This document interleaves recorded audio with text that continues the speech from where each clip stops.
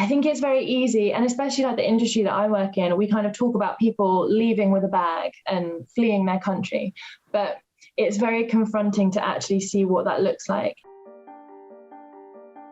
Watching on the news, everyone feels hopeless, and kind of that question of like, what can we do, is something that everyone deals with. I think when you're working for an organisation like IRC, you do feel like you're helping somehow. The International Rescue Committee is on the ground here in Poland and inside Ukraine. My name is Ngozi Dent, and my title is International Rescue Committee Senior Communications Officer. Safe, protected, and warm. I've always loved human rights, and I studied law at uni, and then studied human rights in my master's, and then did lots of volunteering. My first kind of taste of this line of work was in sort of 2015, when there was huge numbers of refugees in Calais in France, trying to get across to the UK, and there was a camp known as the Calais Jungle, which has been destroyed over time, but I think lots of people are still living there. I work across our programs in Europe and Asia, which includes Afghanistan, Bangladesh, Myanmar, and I've worked with IRC in Greece. Many of the people arriving are women and children. So I'm at the moment based in Lublin, and that's kind of one of the major border towns in Poland. So IRC has been here since the beginning of Feb,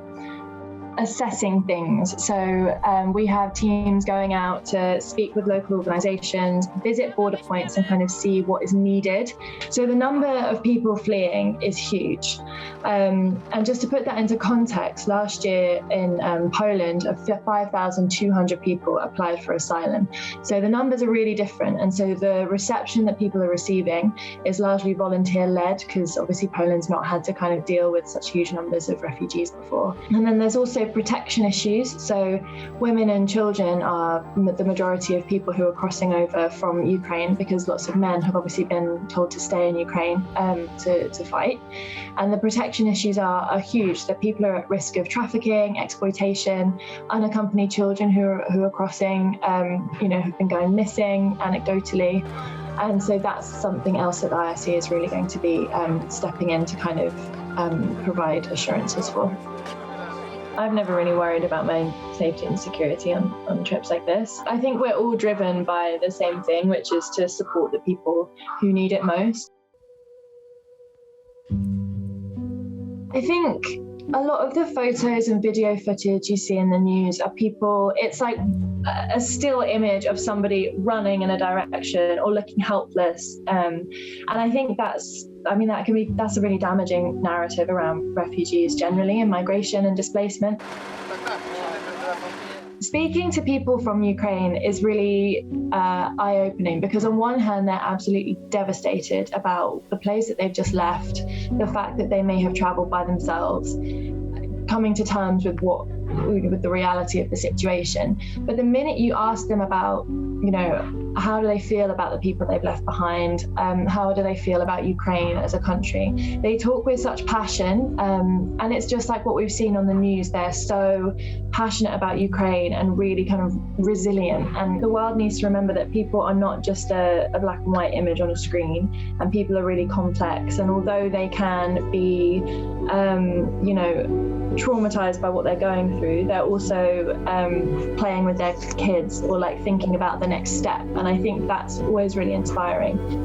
Everyone's hugely complex, and it's not just about people fleeing war, but where they're going to next and how they can rebuild their lives.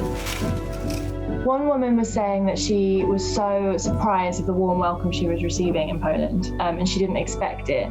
Feeling appreciative of the fact that there are people at the other end there to provide warmth in terms of like items, but also attitude. And people feel like they can move on and feel confident that they're not, that people are on their side.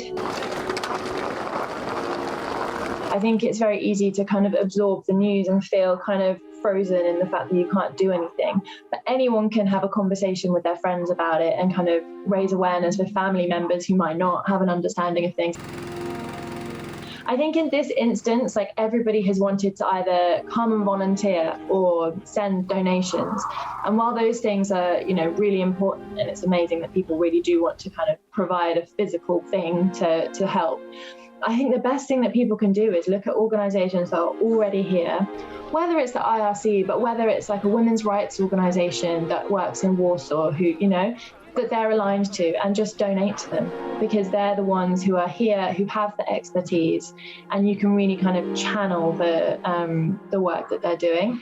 And I think, finding an organisation that you're aligned with and speaking about the issues that are important to you, I think are really good ways that people can help